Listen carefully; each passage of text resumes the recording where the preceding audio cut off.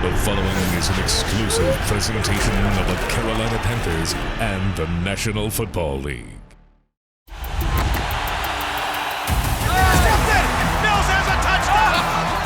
Side he does, McCaffrey leaps, touchdown! And we are going to the NFC Championship game. Taken down, Ryan Burns in trouble, flicks it out of the backfield, picked off Higley, touchdown! Over the middle, intercepted Chin. Peppers coming back the other way. Leaping grab, Moore, touchdown!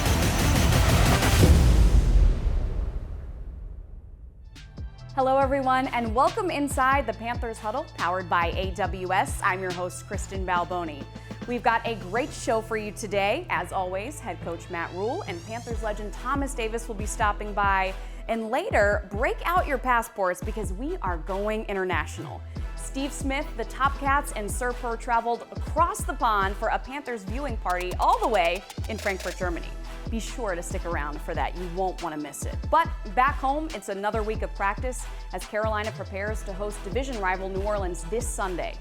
Quarterback Baker Mayfield spoke to the media, and he knows that it's about executing on every play and staying consistent for 4 quarters. For us, it's playing each play, and that being the most important one. Really, just a singular focus about just doing our job. You know, preparing, knowing the team we're preparing for 100%, but then also this has got to be the best week of preparation when it comes to knowing our game plan throughout the season. So we just have to continue to improve and just overcome our own mistakes. We've shown our potential in little stints. We've shown flashes. We have to be more consistent. So you can see the explosive plays that can happen when we just do our job, when we string a couple good plays together. We're running the ball really, really well. I'd say for us, that's probably the strongest point for us right now. We just, overall in the pass game, we just have to be so much better. So run game, I'm really proud of that. So we have to keep expanding and growing in that area. Week 2 had the Panthers traveling north for a matchup against the New York Giants. Carolina and New York both played similar games in the opening week. Both teams were down early but fought back for a chance to win late in the game. But it ended up being a tale of 2 kicks. The Giants won as Tennessee missed a kick as time expired, and the Panthers lost to the Browns on a heartbreaking last-second field goal. The Giants looked to ride that momentum into Week 2, and the Panthers were ready for their first win of the season. Let's see how it all played out in this week's Bojangles Rewind. Sun-splashed Sunday afternoon at MetLife Stadium. Baker Mayfield, number 1 pick in the 2018 draft, 1 spot ahead of Saquon Barkley. Baker will try to lead the Panthers to their first regular season win in 308 days. Hey, they must have said, we only got one thing on our mind. Win on 3, win on 3. 1, 2, 3. Win. We are ready for the opening kick. The former Panther Graham Gano sends it. Chuba Hubbard takes it, crosses the 10. He's got the 20, stumbles across the 25, lost the football. The Giants pounce on it. Yeah, not the way you wanted to start, obviously. The snap, the give to Tony on the fly sweep, looking for the edge. It's not there. Dante Jackson, the tackle in the backfield. All things considered, disaster averted for the Panthers, and it's 3-0 New York. Hey, that's how you do it, though. Hey, we got to go get it done. We got you. Quick screen. Robbie Anderson left side, stood up at the 40 and dropped there, swarmed by the Giants. It looks like the ball came out. The Giants say they have it. They do. Another turnover for the Panthers. Listen, we can't start any worse. We have just put our defense in a bind for the 2nd drive in a row. Hey, we want all the smoke. Hey, we want all the smoke. And the Panther defense has to dig in. Jones will keep, and he is dropped behind the line of scrimmage. Frankie Louvu Jones in trouble in the embrace of Brian Burns. Defensively, I love what I'm seeing so far. Offensively and special teams, not so much. They can't move the ball on us. Like to see a little more crispness out of our offense. Tied at 6 with 56 seconds to go. We're -2 right now. We're 6-6. Just keep quiet. Win the rep. Let's go. Carolina ball. Mayfield fakes it to McCaffrey. Has time. He's got more open and more adjusting on the ball. Makes the catch inside the 40 of the Giants. And a big play for Carolina. Hey, what's his name? Dame that called that boy shaking bake. Shaking bake, ain't it, Dame? DJ Moore to the right. The snap. Baker fakes it to McCaffrey, rolls to his right, throws, end zone wide open. DJ Moore, who does a little somersault. Touchdown, Carolina. Great job. Adjustments were made at half. They've come out. This is a wonderful drive to start the second half. Daniel Jones, the Charlotte native, in the shotgun, fires over the middle, and it's caught by Richie James. Yeah, big throw and catch by Daniel Jones. Barkley with an opening on the right side. He's got the 50, their biggest run by far of the afternoon. The give is to Barkley. Nope, it's a play fake. Jones fooled everybody. It's complete reaching for the end zone. It's a touchdown by Daniel Bellinger. Yeah, just a great scheme design by the Giants. And the offense is starting to come out of hibernation here in this third quarter. Baker hands to McCaffrey. Big hole up the middle. He's got the 45, still going midfield into Giant territory. Go, Chris. Go, Chris. It's a foot race, and McCaffrey tracked down inside the 30 of New York. Well, when all else fails, give it to your best player. Wow. 38-yard field goal. Pinheiro swings the leg. The kick is up, and it's good. We're tied at 16. I told Jake early in the ball game, I said, this is a game where 3 points could be huge. Barkley tries the right side, has an opening, breaking tackles, and Saquon finding more openings in the second half. If you're a running football team, it's body blows all game long. The give is to the fullback, and a big opening for Brightwell. Uh-oh, you're already in field goal range. A week ago, the Panthers lost to Cleveland on a 58-yard field goal attempt. This one from 56 for the lead. The snap, the hold, the kick. It's up, and it's good. Wow. He's not lost anything, I'll tell you that, from his Carolina days. I mean, this would be something to lose 2 weeks in a row on a dangerously long field goal. I just want to win the game. The snap, the fake to Christian. Finds McCaffrey, right side, and he's dropped after a gain of 10 and a first down. Yeah, nice way to start the drive on a screen to the right. Less than 3 minutes to go. Baker in the gun. Flips it over the middle. Lot of contact, and flags fly. Hey, 2 plays, 2 first downs. We'll take it. We'll take it. 2:53 left, plenty of time. Carolina, 2 of 11 on third down. Baker in the gun. The snap, the blitz. Baker under pressure, and he's taken down. Julian Love on the safety blitz. They just got victory formation it out. Not enough time. Heartbreak City again for the Panthers. They'll fall to 0-2. Now, the Panthers, since the start of 2020, have lost 15 games by 1 possession, most in the NFL. This exclusive presentation of the Carolina Panthers Television Network is brought to you in part by Bank of America, official bank of the Carolina Panthers. Closed captioning for the Panthers Television Network is provided by Charlotte Eye, Ear, Nose, and Throat Associates, helping you enjoy the sights and sounds of the NFL all season long. Welcome back to the Huddle. I am joined now by Panthers head coach Matt Rhule. Coach, looking back to last week's loss against the Giants, what were the biggest takeaways from both you and the team that you guys have been implementing this week? Well, I think for our guys, it's the second, last second heartbreaking loss of the season. And we understand that in the National Football League, games are going to come down to the very end. We'd like to get off to a better start. We can't start the game with 2 takeaways, right off the bat. But at the end of the day, we just have to continue to work and try to make one more play down the stretch to turn these close losses into wins. Mm-hmm. And how does that work in practice, or is that something that is just an execution thing when it comes time for the game? That one extra play. I think it's every player understanding that they're the most important person on every play. Like, no one's there by mistake. We're not all out there to look at Christian or look at Shaq or Burns and say, hey, go do your thing. Everyone has an assignment on every play. And everyone has a one-on-one and a chance to make a play or make a block or do their job at a high level. And so I think our guys are working hard to do that. It's just about taking it up a notch and just gaining a little bit more confidence. And I see our team, through these tough losses, I do see them playing with more confidence. Who are the guys in the locker room that you point to in terms of having that confidence or making those plays? I think there's a lot of them. I think, I think when you look at the interior of our offensive line, those guys have played really good football. I think when you look at the Christian McCaffreys, the Shaq Thompsons, Derek Brown probably played his best game. Frankie Louvu probably played his best game. So I think we have a lot of guys playing really good football. But for me, it's about each man, each coach, each player, each staff member, everyone saying, hey, what can I just do a little bit better to get us over the hump? Defensively, it looked to me, at least, like this team made a big jump from week 1 to week 2.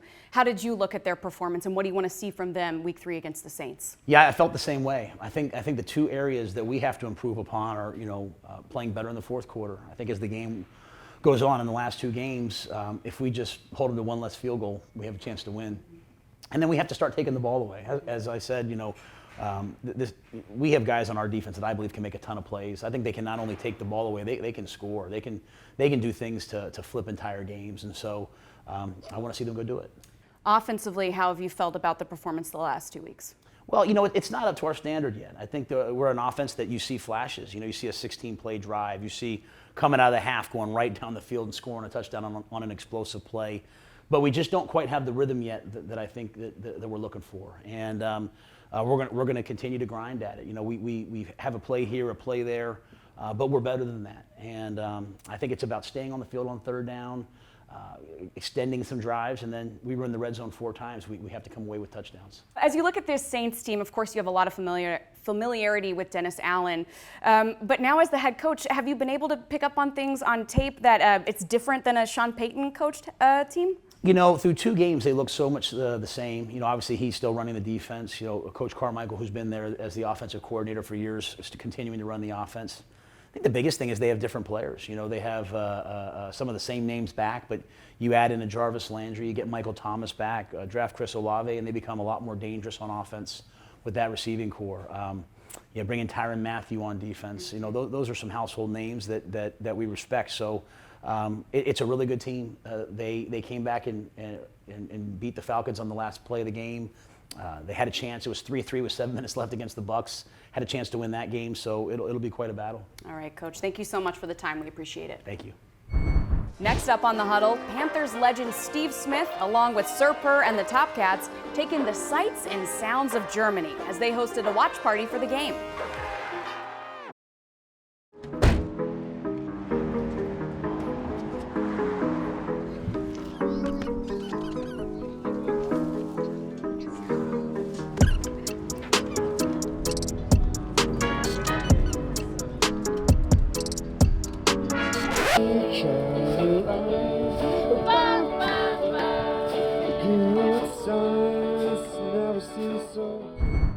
That was Sir Purr and the Top Cats having some fun and getting a feel for Frankfurt, Germany. The Panthers are taking steps to introduce themselves to German fans, and who better to do that than Panthers legend Steve Smith? The now ambassador, along with his delegation of Purr and the Top Cats, hosted a viewing party in Frankfurt for last week's game against the Giants. Check it all out in this week's Coke Community Spotlight. Shall I read you a text from my wife?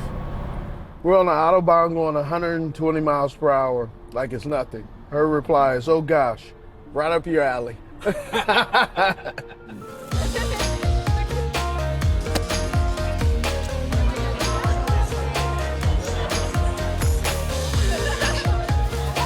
Ich bin eigentlich wegen Steve Smith hier.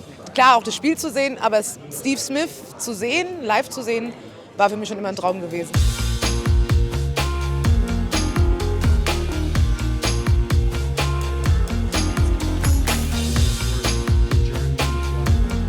Dass mein Team mal hier irgendwie was hat, Hammer. Und dann auch noch mit Steve Smith, ich meine, der ist genial.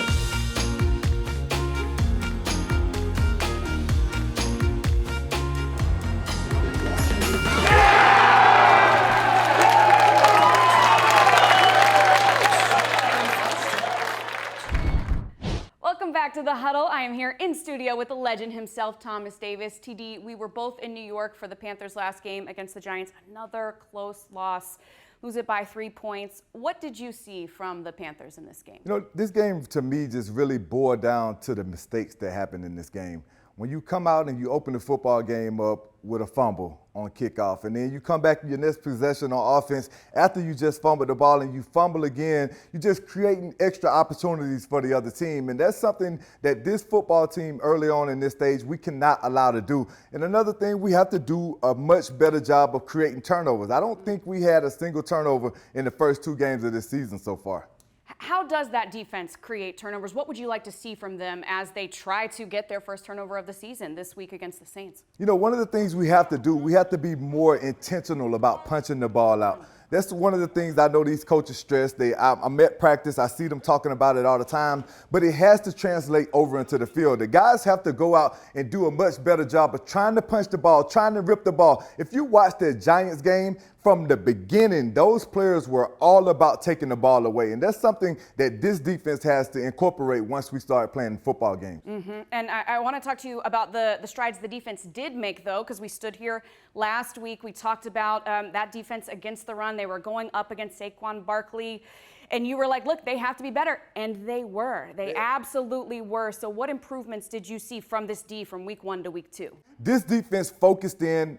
Everybody fit where they needed to fit, and they gang tackled. That's one of the things you have to do when you're playing against an elusive, really good running back like Saquon is. They gang tackled, they got him on the ground, and they held him to very, very minimal yards. And what did you see on the offensive side of the ball? You know, offensively, another thing, we just had miscues. Baker put the ball where it needed to be in a lot of possessions, and, we just didn't come away with the catch for whatever reason. That's fixable. That's one of the things that we can go back, we can watch it in film. Receivers got to look the ball in before you run with it. That's day one teaching. And then when you look at utilizing Christian McCaffrey, I think we did a better job of that, but I still don't think we did enough of that. We got to figure out a way to get your dynamic players the ball. He's a very elusive guy. Once you get him the ball, he showed in this game what he's capable of. We just got to figure out ways to check it down to him more. When plays break down the field, you don't have what you want. Baker got to realize he has a weapon in Christian McCaffrey. TD, very, very well said. If you will stick around with me, you're going to go inside the film room so we can find out what the Panthers should expect going up against the Saints this coming week. We will be right back after this. Stay tuned. This exclusive presentation of the Carolina Panthers Television Network is brought to you in part by Bank of America, official bank of the Carolina Panthers.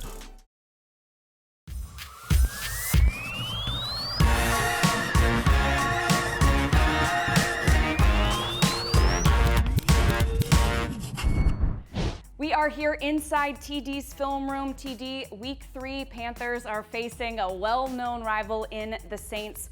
What does this offense need to know about Cam Jordan and the Saints defense? You got to know where Cam Jordan is at all times. They're going to move him all over the field. He's a guy that can completely wreck your game plan in so many different ways. He does a great job of rushing, but we're going to go to the film and show you what else he likes to do that makes him so unique. And this was last season when the Panthers traveled to the Saints. 3.5 sacks in this game for Cam Jordan. Yes, 3.5 sacks. And I know you guys hear that sack total and you think this guy just had a dominant game. He was all over the field. But there's a little bit that goes into it that you don't always see. So we're going to dissect it. We're going to break it down and show you why some of these sacks that happen and they're getting blamed on these guys that necessarily might not have been what they did. So let's roll this first play. We watched this first play. Cam Jordan, we talked about it. We know how good he is off the edge. But this is a sack that was literally caused by the coverage. We run a bootleg play. We're swinging it, faking it to the back. And now this linebacker, Demario Davis, does a great job. This safety does a great job of picking the guys up initially. So now, once Sam Darnold sees that, he has to do a great job of realizing those guys are not available to me. I'm out of the pocket. I can throw this ball away and save our team a sack and line up for the next down. But he does not do that. He continues to try to outrun a guy that does a great job of hustling, and that's one of the sacks that Cam Jordan ended up coming up with. That was a sack that he should not have had if we just thrown the ball away. But great hustle by Cam Jordan. Now let's roll this next play. Now we're going to watch this. Cam Jordan is lined up out here. And as you see, look at New Orleans. They're forcing one-on-one protection all over again. They run a line game, they run a stunt, and now we get pressure on Sam Darnold. He has to try to escape the pocket.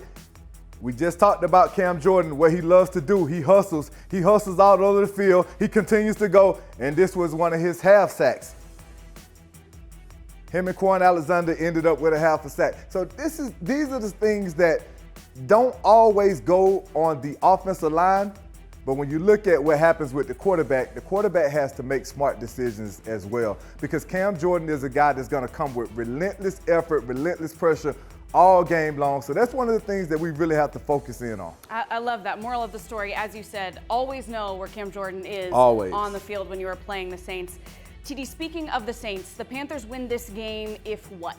If we force Jameis Winston to be Jameis Winston. Jameis is one of those guys that will absolutely give you the football. We haven't had any turnovers. I'm not going to say very many. We haven't had any turnovers defensively so far in this season. This has to be our game where we create turnovers and get extra possessions to our offense. So for us as a team, we got to make sure that we're doing things to pressure Jameis Winston. We got to make him get rid of the football, and he's shown time and time again 30 interceptions in the league a couple of years ago. He had a big pick six in the Tampa game that ultimately ended up costing them the game, that created separation for Tampa. We got to force him into some of those decisions. And when the ball comes and it hit our hands as a defense, we got to come away with it. The time is right for the Panthers to start capitalizing and racking up all of those turnovers that we expect of them. TD, this was amazing as always. Thank you so much. No problem, KB. All right, unfortunately, that is all the time we have for today, but be sure to tune in this Sunday as we take on the Saints here at Bank of America Stadium. We will be here for that. Kickoff is at 1, and Fox has got the call of that. On behalf of head coach Matt Rule, the one and only Thomas Davis, and our entire Huddle crew, thank you so much for watching. We'll see you next time right here inside the Panthers Huddle. Keep pounding. You've been watching the Panthers Huddle, a copyrighted presentation of the Carolina Panthers and the NFL.